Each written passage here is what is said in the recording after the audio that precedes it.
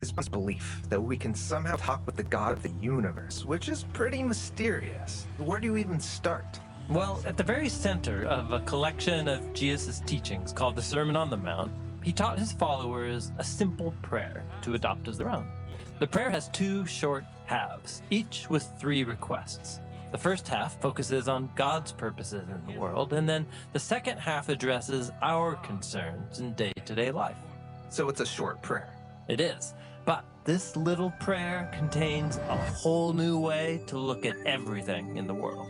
Jesus begins the prayer this way: Our Father who is in the skies. So God lives in the sky? In the Bible, the skies or the heavens are a way of imagining God's universal power and presence that are above all things. In God's realm, God rules as the king whose will and purpose are always done. But Jesus doesn't refer to God as king. No, Jesus calls God our Father. That's a bold thing to claim about the God of the universe. It is. But a key claim in the Bible is that God has appointed humans as representatives and beloved children to embody God's wisdom and rule in the world. But the story of the Bible is about humanity's disregard for this calling, how we make a mess of things. And so the prayer continues. May your name be recognized as holy. Now, holiness, that's a fancy religious word. Sure. In the Bible, holy signifies God's one-of-a-kind status. God is the source of all reality and the author of life, and it's this God that calls the family of Israel out from among the nations and then attaches his holy name to them, setting them apart as holy representatives to all the other nations. But just like all of humanity, they mess up this calling. And that led to Israel's defeat and subjugation to many empires, bringing dishonor on God's holy name. But Israel's prophets, like Ezekiel, said that one day God would restore the holiness of his name among the nations. How? Well, by raising up a new representative who will restore God's rule over Israel and the world, so everyone can see how holy and good God really is. And that's who Jesus claimed to be when he went around announcing the arrival of God's kingdom. And that makes sense of the next lines of the prayer. May your kingdom come, and may your will be done, as it is in the skies, so also on the land. Jesus taught his followers that when we love God and our neighbor, when we treat others with God's generosity and justice, we are entering God's kingdom. And so this is a prayer for the reunion of heaven and earth, and we are invited to participate. Okay, that's the first half of the prayer, focused on loving God and seeking his will. The second half shifts to the challenges of daily life as we pray for God's kingdom to come. Give us today our daily bread. That's as basic as it gets, asking God to provide food. Yeah, Jesus is using an image from Israel's story when they journeyed through the wilderness and God provided just enough bread each day. That's a tough place to be, not knowing where your next meal will come from. And remember, Jesus' audience was filled with poor people struggling to get by during the Roman occupation.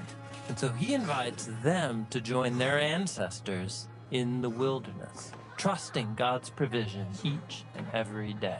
Wow, okay. And the prayer continues. Forgive us our debts, as we also forgive those indebted to us. Jesus made forgiveness central to his movement. He announced that God was forgiving Israel and all humanity for its long history of violence and greed, and so he calls his followers to do the same, to forgive those who hurt us.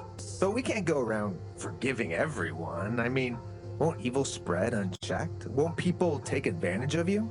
Well, for Jesus, the problem is that our desire for revenge just keeps the cycle of pain going. He taught that forgiveness begins with naming the wrongdoing, but then not seeking vengeance. So that doesn't mean becoming best friends with the person who wronged you. No, but it does mean releasing my right to get totally even with them, and even learning to pray for their well-being instead. That kind of forgiveness requires radical trust in God. Yes, Jesus invites us to see that forgiveness is like breathing. In order to truly receive and take in God's forgiveness, you have to be in the habit of giving. The two work together as one. Finally, Jesus prays, "Don't lead us into the test, but deliver us from the evil one." So wait, God might test us?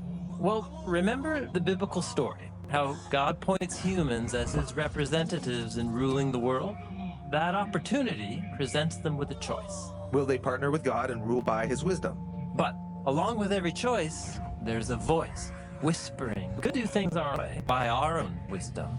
And that voice twists the test into a trap and forces us to decide whose voice will we trust. So Jesus invites us to ask if we can be spared from tests altogether. Like, can I just live a normal life, please? But Jesus also knows that even normal life is full of choices that will force us to trust God or something else.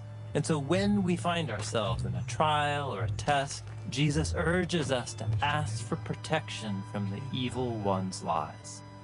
And with that, the oldest form of the prayer comes to an end. Short and powerful. But check this out. This is Jesus' own prayer that he prayed himself. Really? Yeah, the night before his execution, Jesus went to a garden to pray. And while he didn't want to die, he called out to my Father, saying, "Let your will be done, not mine." Oh, that is this prayer. May your kingdom come and your will be done. Jesus had been praying this way for so long that when his greatest test came, his arrest and execution, these were the words that carried him through. And Jesus was delivered when God raised him from the dead. Right. In fact, it was through his act of self-giving love that God's forgiveness and heavenly kingdom came to earth. This is how God's holy name was restored. So this prayer that Jesus taught his followers, it's a way to make Jesus' story our story. The prayer invites us to daily trust God and to love and forgive each other so we can participate in the story of heaven and earth becoming one.